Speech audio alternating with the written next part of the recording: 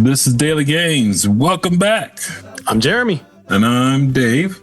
It's time to get it in. Let's get going. James 2:10. Whoever keeps the whole law but fails in one point has become guilty of all of it. Wow.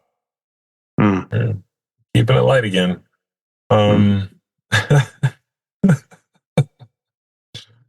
This is the, how, see, this is zone out. Sorry. I'm trying to, you can edit this out. We'll see. Oh my goodness. How much excrement is too much excrement? Yeah. Exactly. Gotcha. A little bit spoils the whole, and there are a ton of illustrations and stories. I know, I watched The Help.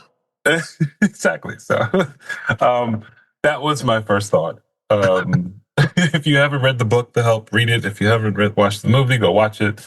There's a good pie scene where excrement makes it into it out of revenge. And kind of like here, the question is, when you are showing partiality, when you're breaking the law that God has written on our hearts to love our neighbors as ourselves, when we are not living as we have been called to live, are we missing some?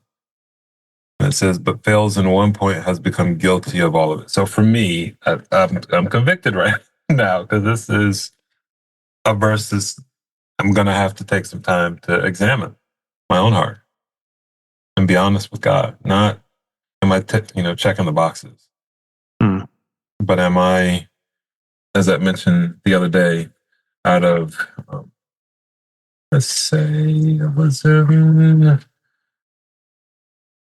Mark 12, where Jesus is talking to the scribe. It's actually love God with all your heart, mind, and soul. That's your flesh, your heart, and your mind, and your spirit.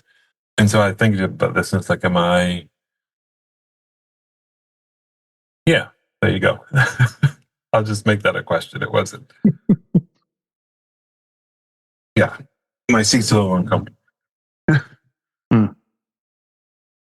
I'm going to put this in there just because I think it bears noting, and this isn't original to me. In fact, if I can find where he talks about it, I might link over to Matt Whitman's podcast, The 10-Minute Bible Hour. But when we look at James, oftentimes James will be contrasted with Paul in the way that Paul saw the role of faith and the place that obedience had, not in justifying, but in demonstrating our faith.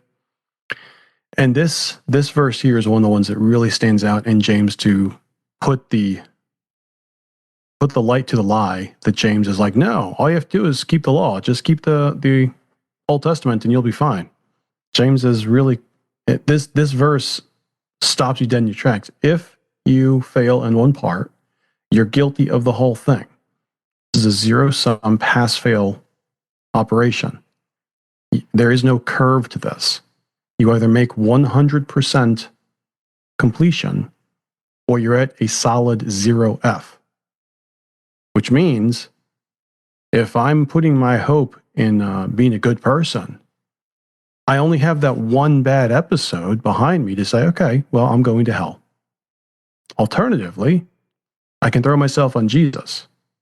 I can say, Lord, I did not measure up, but you did. And you said that you would give me that righteousness. So I'm going to go ahead and hold on to that as my salvation, not my works. I think it's really crucial to understand as we read through James, because reading through verse by verse like this makes it so much easier for me to see this is not about justification by works.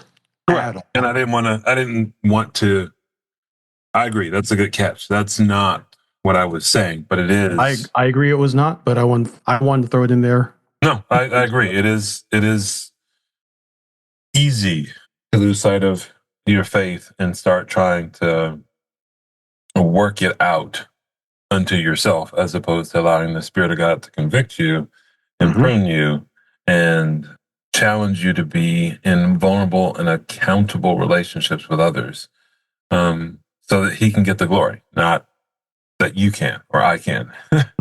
So yeah, no, I agree. Yep. Good landing, man. Thank you guys for coming with us again. I don't know if this is morning or afternoon because that's how little coffee I've had today. Either way, we're glad you're here. Share this with a friend, please. And if you would, stop by and rate or review us or something, please. If you like it, I'd really like for you to do that. So there's your call to action. So long.